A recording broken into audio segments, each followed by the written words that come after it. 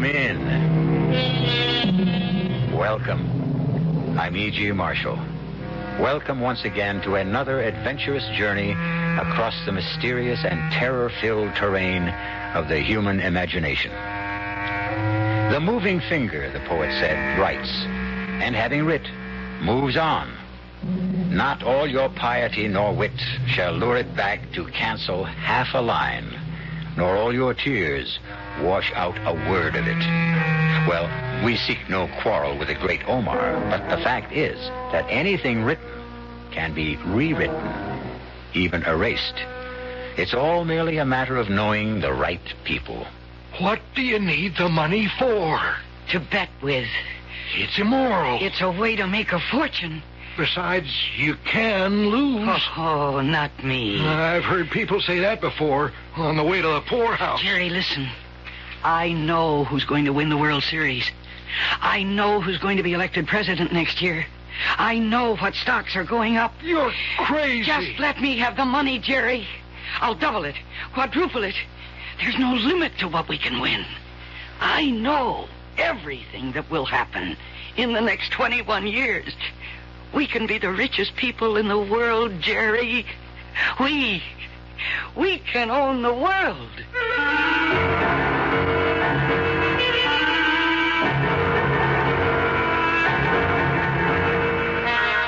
Our mystery drama, Yesterday's Murder, was written especially for the Mystery Theater by Sam Dan and stars Mercedes McCambridge. It is sponsored in part by Contac, the 12-hour cold capsule, and Anheuser-Busch Incorporated, brewers of Budweiser.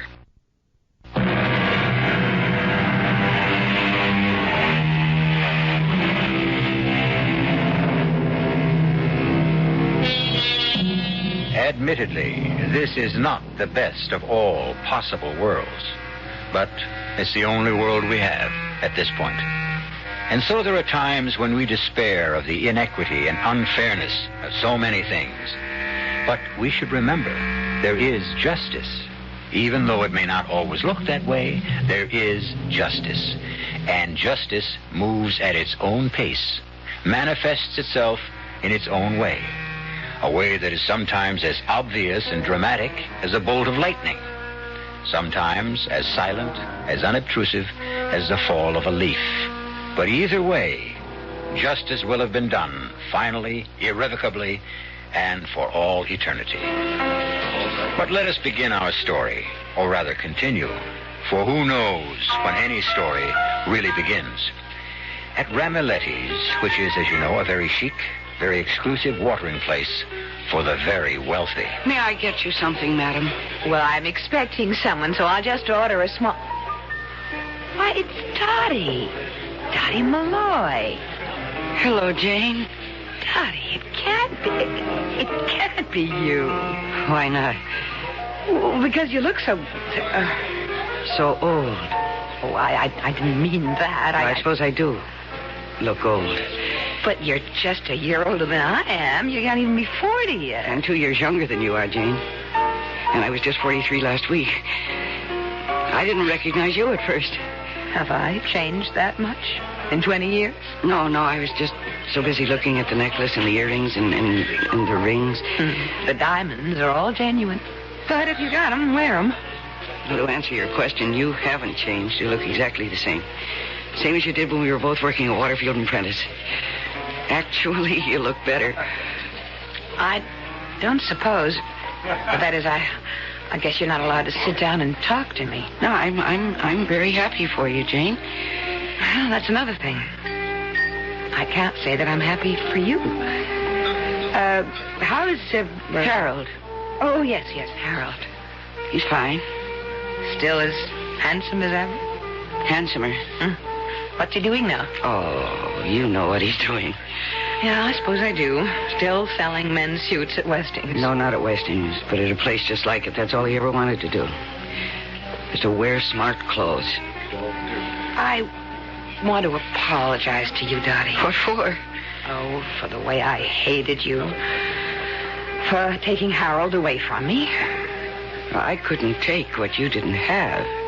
I know. Actually, you did me a favor. Yes, I can see that I did. I would have been stuck with Harold just as... Just as I am. Well, this way I made 3 fantastic marriages, each one wealthier than the last. I'm glad for you. Oh, Dottie, I want to cry. Why? Because I look at you and I remember how you used to be, how you sparkled. Well, that's life.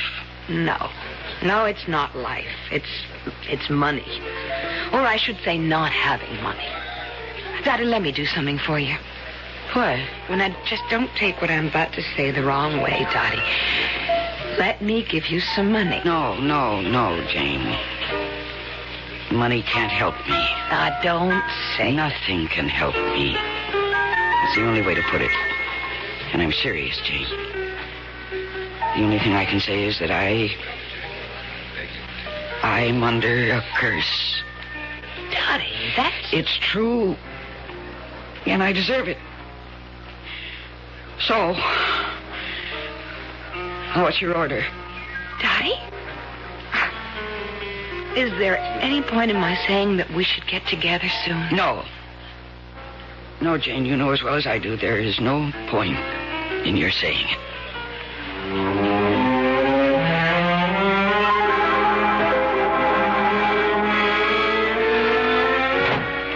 Hey, you're late. Yeah, I had to work dinner. Oh, it's okay. I made myself a sandwich. You eat? I'm not hungry. Well, should you be... No, maybe later. Did anybody interesting come into the place today? No, nobody. I kind of wish I worked in a place where you could meet celebrities. You don't meet them, Harold. You just wait on them. Well, it would sure give you something to talk about, wouldn't it? Hey, I'm glad I had a chance to see you before I left. Where are you going? Where am I? You haven't changed a single little bit in 20 years. You're still the greatest little kidder in the whole wide world. I forgot. It's Tuesday night. Yes, indeedy, Dottie. It's Tuesday night, and old handsome Harold goes bowling for 17 years, man and boy, through rain and sleet and snow and hail. Yeah, well, I think I'll go lie down. Well, sure, honey. Why don't you do that? You look tired. And good night, honey. Don't be too late. You always say that. Good night. I'll see you.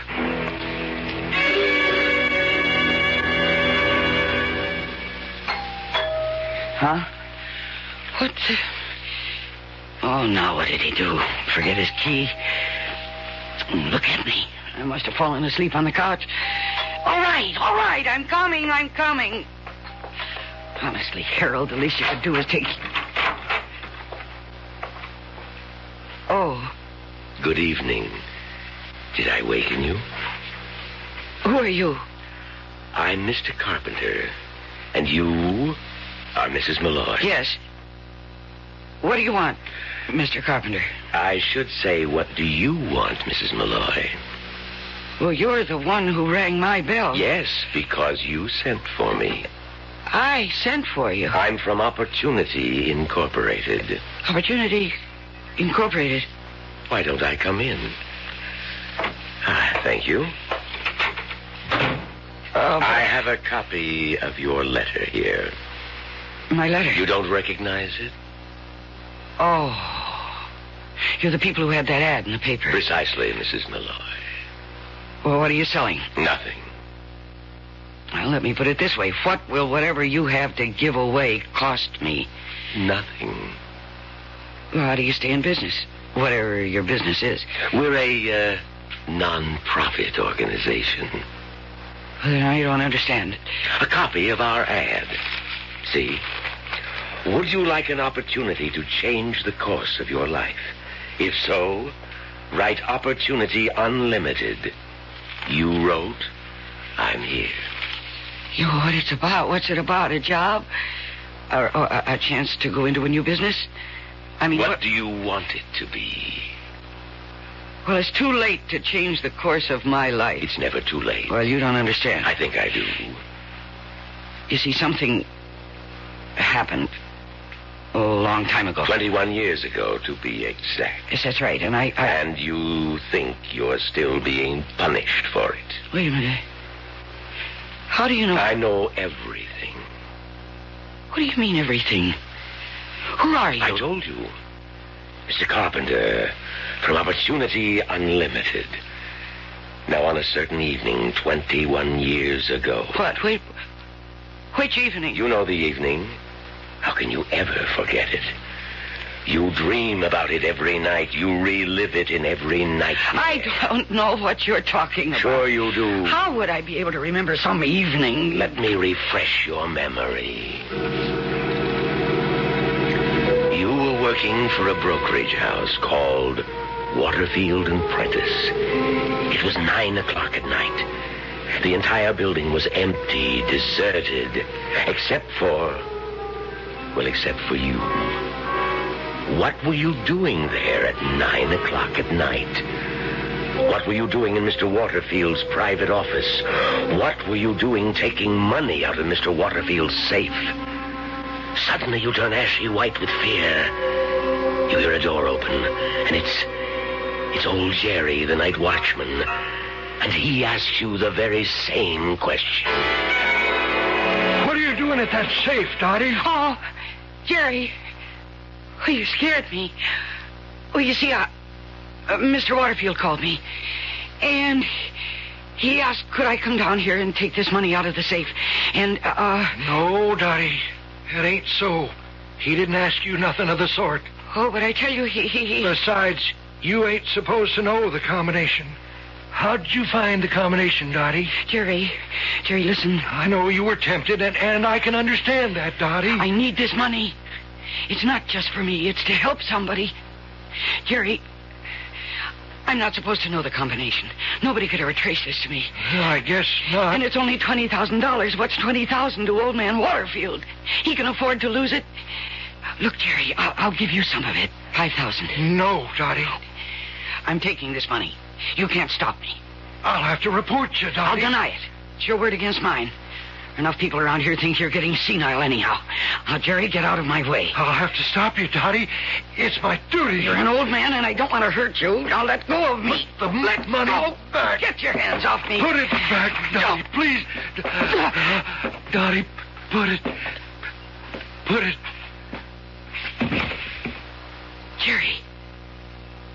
Jerry, I didn't touch you.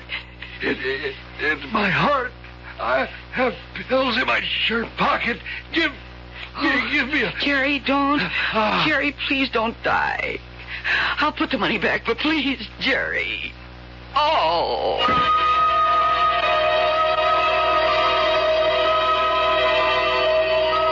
But he did die. And you didn't put the money back. What do you want? Did you come here to blackmail me? Tell me, were you sincere? Would you really put the money back if you had another chance? Yes. It would have saved Jerry's life if I'd done it when he asked me. That's why I am here. To give you that opportunity to put the money back. Put the money back? That money's been gone for years, $20,000. And I never had so much as a penny's worth of enjoyment out of it. How would you like the chance to put the money back? How can I put it back? I don't have it. Would you like to have the chance to put it back while he was still asking you to do it? What are you saying? What are you saying?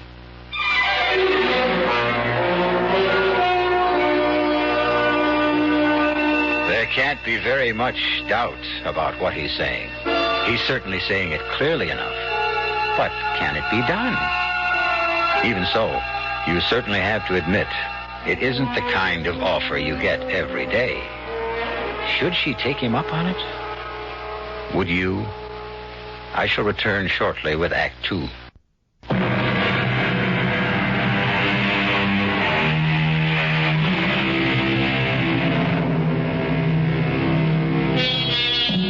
They say you can't go back again. Once you leave a certain time and a certain place, it's gone forever. On the face of it, it sounds like an extremely sound rule. However, as everyone knows, every rule has its exceptions. And this is what a Mr. Carpenter seems to be discussing with Dottie Malloy. What I'm saying, Mrs. Malloy, and I thought I was saying it clearly, is would you like to have the chance to put the money back when old Jerry asked you to? But that's impossible. I didn't ask you if it was possible. I asked you if you would like to have the chance to do it. I know, I'm not asleep. I'm not dreaming all this. No, you're wide awake. Well, your answer? $20,000. That was a fortune. A fortune. I thought it would change my whole life. And it did. It made me an old woman long before my time. I know. I had to hide that money. I had to lie about every nickel of it. When Harold needed $5,000 to go into business, I made up a story of an aunt who died and left me them. But what's the difference? He went bankrupt anyhow. I bought stocks that dropped out of sight. I bet on horses. Some of them never even finished. That's right. It was as if there was a curse on that money. Well, you seem to know everything. Was there? Well, let's say you should never have taken it. Would my life have been different? Yes. Tell me how. I don't know. What do you mean you don't know? Without that murder on your conscience. Don't call it murder. It was... What was it? You would have looked at things differently, had a different attitude. Unless, of course... Unless what? Unless you happen to be a thief in your heart, in which case, one way or another, you'd wind up just about the way you are now. A failure filled with remorse. I'm not a thief. I wasn't... I never stole anything in my life until... Well, you probably never had the opportunity. Don't say that. I have to say that because there's no point in giving you a chance to make amends if in the end you do the same thing all over again. Do you think I'd... Oh, Lord. To get one night's sleep. To lose the sight of that old man's face, I would give my soul. You don't have to give anything. Money. Once I thought it was everything. Oh, look what it did to me. I hate it. I don't want it. Please, give me that chance. Give me that chance. Oh, listen to me. Listen to what I'm saying. I must be crazy. Somehow, a stranger comes into my house, and somehow he found out a secret about me. And for some reason which I can't understand, he chooses to amuse himself. I admit this is shocking to you. But there's one way to prove that I'm serious and you're not crazy. Go back. Go back? 21 years? Yes. I'm afraid. Afraid? Afraid to be young again? Afraid to have another chance, another lifetime? How would a thing like this work? It's very simple. You agree to go back for the express purpose of rectifying an unfortunate action that you committed under stress. You are given an opportunity to do it. And then, do I come back here to the present? That's difficult to say. You're going back there. Here won't happen for another 21 years. So, where here is going to be will depend on the new life you'd make for yourself. Well, what have I got to lose? My wonderful job, this beautiful apartment, my intelligent husband. I'm ready. A word of caution. If you don't put that money back... Oh, how can you even bring that up? That's what I'm going back there for, isn't it? Well, I would just like to warn... You don't have to warn me about anything. You just sold me. Now, how do we do it? Oh, listen to me. I must be crazy. I really believe what you're saying. Now that you understand, come with me. Where? For a walk. At this hour? When we get downstairs, it won't be this hour. But I'm not dressed to go walking. You're not dressed for 21 years ago either. But don't worry. It will all adjust itself. Come. But Well? Harold, He'll come back. He'll worry. No, he won't. Once you walk out of here, this place no longer exists. I'm scared. That's perfectly natural. Don't be afraid. Come. Here, hold my hand. Now come with me. Come. We'll walk downstairs and into the street. Come. It's day. It's daylight. How did it get to be daylight? It was just 9:30 at night. How did it get to be... Oh! Now, don't be alarmed. Please. But look at the cars. Look at them. Those cars are 20 years old. All those cars. They're brand new. And they're Snyder's. That's Snyder's coffee shop across the street. We used to go there for lunch. All of us from the office. But they tore it down 10 years ago. They built a new... You've gone back, Dottie. Don't you understand? You're not Dottie Malloy. You're still Dottie Sanders. And look at my dress. And these shoes. I threw these out long ago. No, I didn't. I remember... You wanted to go back, Dottie. You're back. Yeah, I feel so... Young? Yes, that's it. I feel young. But tell me, why do I remember everything that takes place for the next 21 years? Why do I know that? Because you're not all the way back yet. Until that money is returned to the safe, your new life hasn't really begun. Well, then let me go and return it. What are we waiting for? It's only 9:30 in the morning. You have to wait till 9 o'clock tonight. Oh. Well, what am I going to do until then? Go through the day, just as you did last time. No, I'd like to change some of the things I did last time. You can only change one of them. The thing you did 9 o'clock at night. Say, we can't stand around here all day. You're late for work, and you know what a bear old Mr. Waterfield is. Well, goodbye, Dottie. Goodbye? Yes, goodbye. But when will I see you again, Mr. Carpenter? Never. Never? Never. Unless, of course, you don't live up to our bargain. Then I guess this is goodbye. Goodbye, Dottie, and good luck.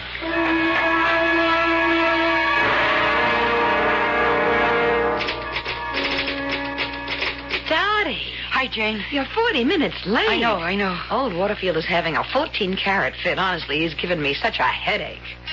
Oh, there he goes again. I'll get it. Yes, Mr. Waterfield. Well, where have you been? I just got back, Mr. Waterfield. From where? Oh, never mind. Come in here. I'm so glad you're here, Dottie. He makes me ill. Well, why don't you go lie down? All right. And if you don't feel any better, go on home. Oh, but Harold's taking me to dinner tonight. No, he isn't. What do you mean? Well, I mean, he isn't. If you don't feel well. Oh, yeah. Yeah, you're right. I have to quit this job. That Mr. Waterfield, he makes me so nervous. I just wish Harold would ask me to marry him.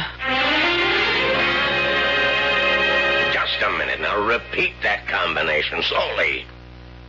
12 left, 12 right, and a round to 0 twice. Yeah, I got it. Why do they always have to change the damn things? You no sooner remember one combination than Miss Sanders, Dottie. I'm right here, sir. Oh. I was just coming in the door. Now make a note. I want Kelly to pick up 5,000 shares of International Motors at the market. International Motors? That's what I said. But wasn't there a big scandal? Scandal? What scandal? Yes, they went bankrupt. And the president, Abner Stillson, went to jail. Miss Sanders, have you taken leave of your senses? Excuse me, sir. What year is this? Well, now I know there's something wrong. Oh, that's right. It hasn't happened yet. And it won't for about I'm sorry, sir. Dottie, I have enough problems with that flighty one outside, that Jane. Now, don't you go haywire on me, too. I'm sorry, sir. Now, I want Peters to buy 2,000 shares of Midwest Steel. That is, if you approve. Midwest Steel? Sir, that's a what? That's a sleeper. That'll go to... Yes. Excuse me, sir. I'm just feeling... I don't know. I'm kind of wild this morning. Well, maybe you better see a doctor. No, sir, I'm all right. I'm just very happy. About what? Oh, about everything.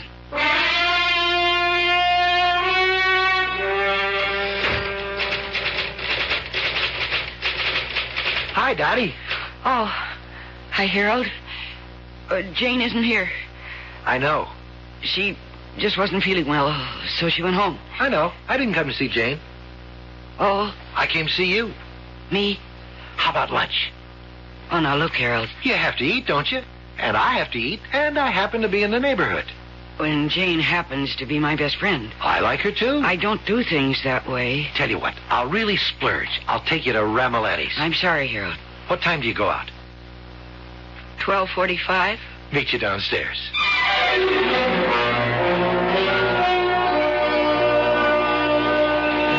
Yeah, I think I'll have the... Now, don't go looking for the cheapest thing on the menu. Boy, even the cheapest thing is practically out of sight. Dottie, you know what bothers me? What? That you're impressed by a place like this. Well, it's very expensive. It's only money, and it's all you need to eat here. Actually, it's all you need to go anywhere. Do anything. Money.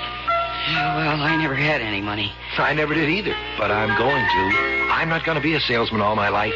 I intend to own a place. Oh, sure. Well, there are plenty of good locations, and I know how to sell. Yeah, you do have a wonderful personality, Harold. No reason why I shouldn't be on my own. Well, there is a reason. What's that? Well, you can even sing it. Do, re, mi. Yes, indeed, Dottie. The good old cabbage leaves. Yeah. And that's a shame.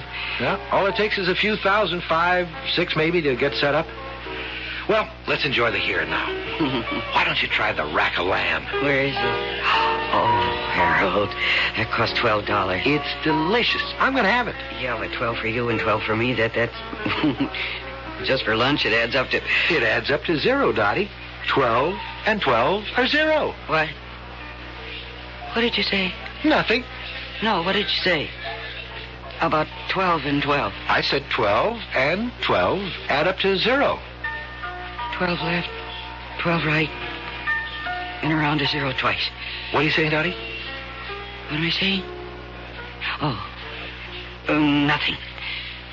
Nothing at all. But I think I will have the rack of lamb after all. Great. Did you ever have it before? Sure, once. Where? Here. Here? I thought you said you never ate here. Well, I did. And I didn't. You say the craziest things. I know. I think that's why I've fallen in love with you. How was the rack of lamb? It's not so hot. Well, in that case, let's not have it. No. We must. What are you saying? I'm saying we can't change anything. Just yet.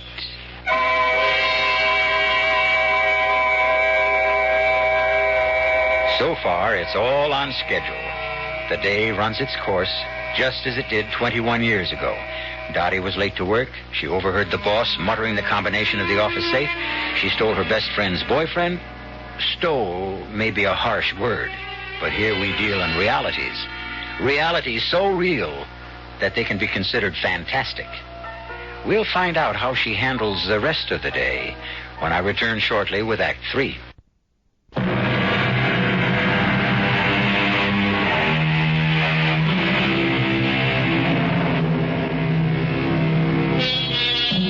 Sometimes you get a chance to do it all over again. Sometimes. And you know exactly how to handle the situation this time. There's absolutely no way to commit that fatal blunder. Because this time, you are forewarned, forearmed. You have foresight. How could you possibly do it wrong? Oh. Hello, Harold? No, it isn't Harold. Mr. Carpenter. Well, Harold was supposed to call me. He did last time. And he will again. And will I go to dinner with him? Yes. And do I have to go through that situation with Jane again? You know you do. And then you must come back here to... Oh, yes, I know. And I will. The only reason I called was to wish you luck. Oh, I don't need any luck. Remind you of what it And I have every intention of doing it. I'd better hang up, because even now Harold is dialing your number to ask you to dinner. Goodbye, Dottie.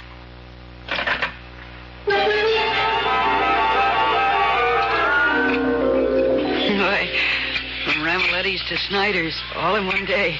I have to admit the food's much cheaper here. Yeah, well, I think it's better. No, I have to improve your taste. Harold, what were you saying about going into business? Was I saying anything about... Yeah, at lunch. Oh, I always talk that way. It's just talk. Where could I ever get the kind of money it takes to... Well, you could save it. I don't make enough. Well, still, you could put it aside. Oh, sure, but you have to be the saving kind, and that's just not me. Yeah, but if you did have the money, well, just suppose. You mean, like, just suppose the moon's made out of green cheese? No, suppose. If I had it? Oh, that'd be a brand new ball game. I'd open my own store. I'd know what styles to buy. I know how to handle my customers. Oh, Dottie, I could make a fortune. I believe you would. Well, look, I don't do too badly now. I'm still the best salesman Old Man Westing has. I make enough to... To what? Well, listen to me. I have no trouble selling a suit of clothes, but I have all kinds of trouble selling myself. Well, don't oversell, Harold. Huh? I mean, you just about closed the deal. Dottie. No, don't. Don't kiss me, Harold, please. But don't you realize what you just said? Yeah, I know. But first, I have to talk to Jane. Jane? Why? Well, because she... Dottie, I just dated Jane now and then. I never gave her any reason to think that there Well, was... I'm sure you didn't, but she seems to think so, and that's the same thing. But look... No. I really feel I owe her an explanation. I thought you were my friend. Jane. Yeah, I see it all now. Jane, there isn't anything to see except the truth. We just happened to fall in love with each other. Oh, take him. Take him in good riddance. He's just a phony. Big, good-looking, but not a brain in his head. You'll never get anywhere, you'll never be anybody, and you'll never have anything. You'll wind up supporting him. Oh, no, Jane. It's for the best. I know it's for the best. You don't see it now, but you will later. I never want to see you again. Now, don't stand there. Get out. All right, Jane. All right. Dottie, please, for your own sake, give him back to me. Dottie, look at you, so pretty and so smart. You could do so much better than Harold. Don't let him ruin your life. Me? What's the matter? I know, I'm just plain Jane. He's good enough for me, but he's not good enough for you. I know. You know? Well, then why? I can't help it, Jane. I can't help it.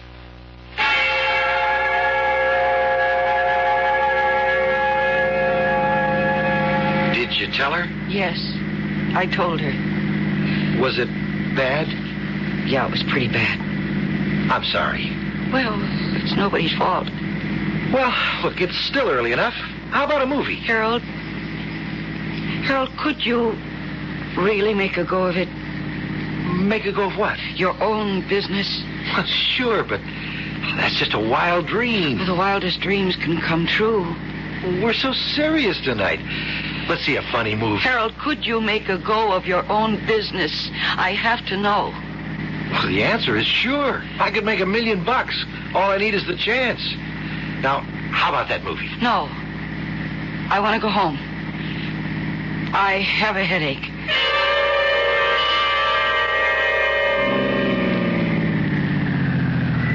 Sure you just want to go to sleep? Yeah, I'm sure. It's been such a great day. I hate to see it end. Well, I guess I'm just overexcited. After all, a girl doesn't get a proposal every day. Why don't I come by for you in the morning? We'll have breakfast and lunch and dinner. And maybe in between we can get married. And very soon I want my family to come in from the West Coast. I'll be by bright and early in the a.m. Are you happy? Yes. You're beautiful, Dottie. See you, Angel.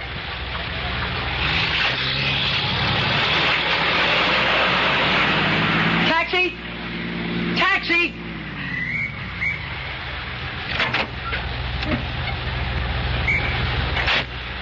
Would you take me to the Waterfield Prentice Building, 12th and Main?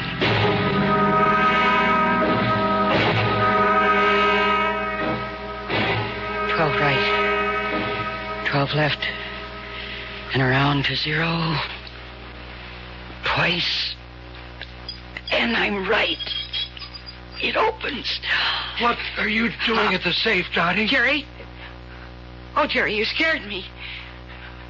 Well, you see, Mr. Waterfield called and asked me if I could take this money to...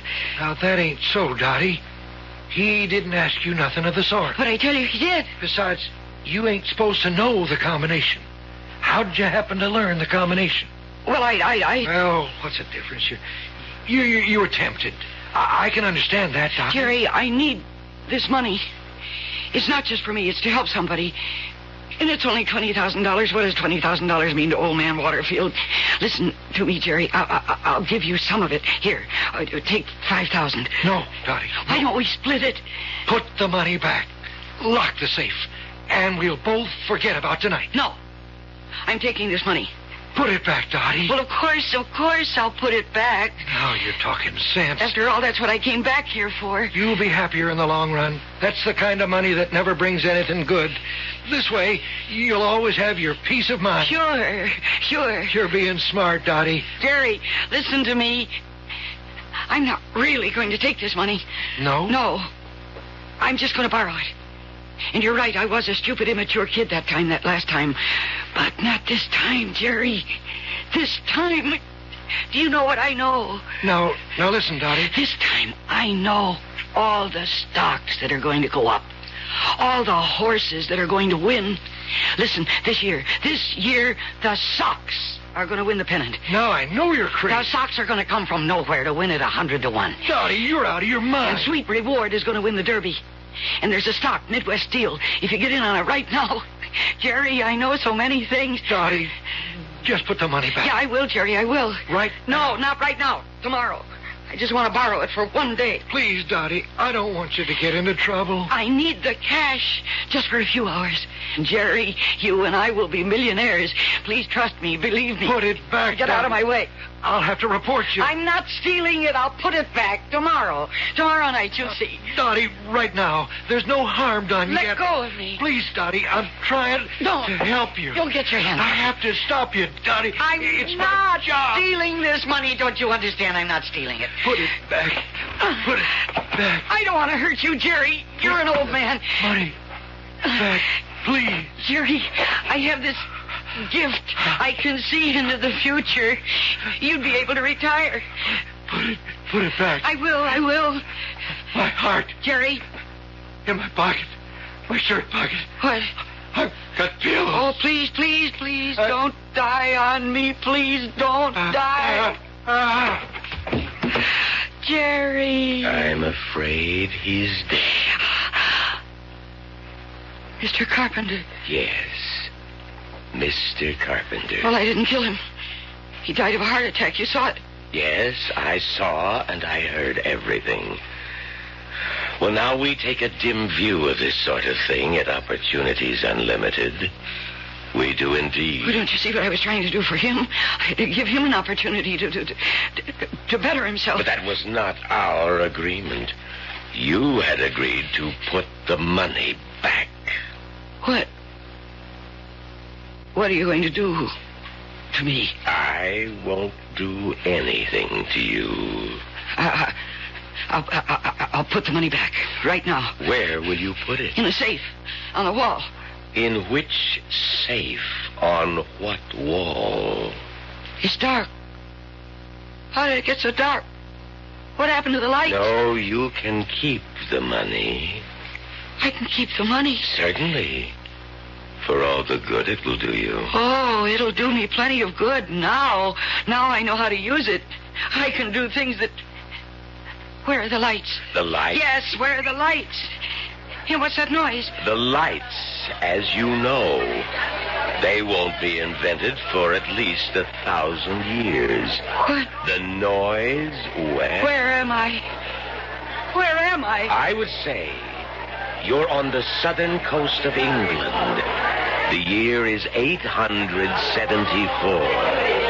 How could I go back to 874? You're hiding in a tiny hut. The noise is that of a Viking raid. Oh. The village is burned, looted. There's quite a bit of murder, robbery, rape. Why, what are you saying? That's how things were in those days. Besides, why worry? You have money. Those pretty little pieces of green paper. Will they kill me? I don't know. Oh, please. Please, Mr. Carpenter. They don't kill everybody. And you've got $20,000 in good American money. Oh, please, please, please save me. They're right outside. Got $20,000, Dottie. Let's see you buy your way out of this trap.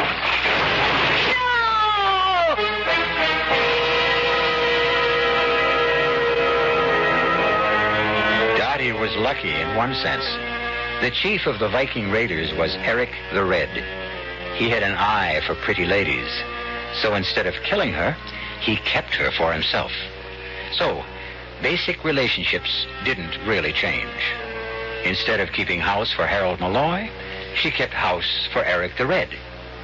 And talking about houses, don't you leave the house till I come back shortly.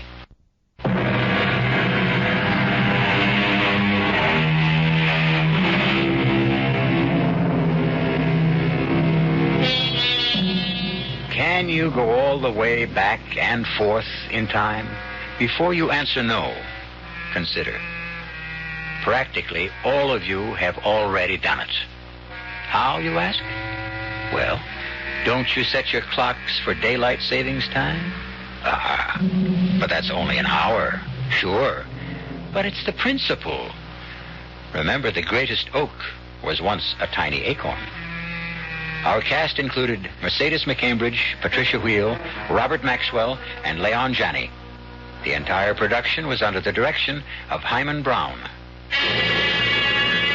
Now, a preview of our next tale. Raphael, why did you leave the stage after the Chopin? I can't go on, Lottie. After performing a miracle, you can't go on. The entire audience is on its feet calling for you, and you can't go on. After what just happened? What did happen out there, Mr. Klein? It was as if... Oh, Well, go on, tell me. What happened to you? well, some force suddenly gripped my right arm, began to pull my hand, my right hand, off the keyboard. I didn't know what was happening to me. I thought I was having some sort of seizure, or I was going mad, or I don't know what. And then? My left hand kept playing. You mean you kept playing with your left hand? No, Lottie, no. My right arm. It was forced down to my side, and I was scared. I was so scared I couldn't have gone on playing with my left, and I didn't. It did. Radio Mystery Theater was sponsored in part by Buick Motor Division. This is E.G. Marshall inviting you to return to our Mystery Theater for another adventure in the macabre. Until next time, pleasant dreams.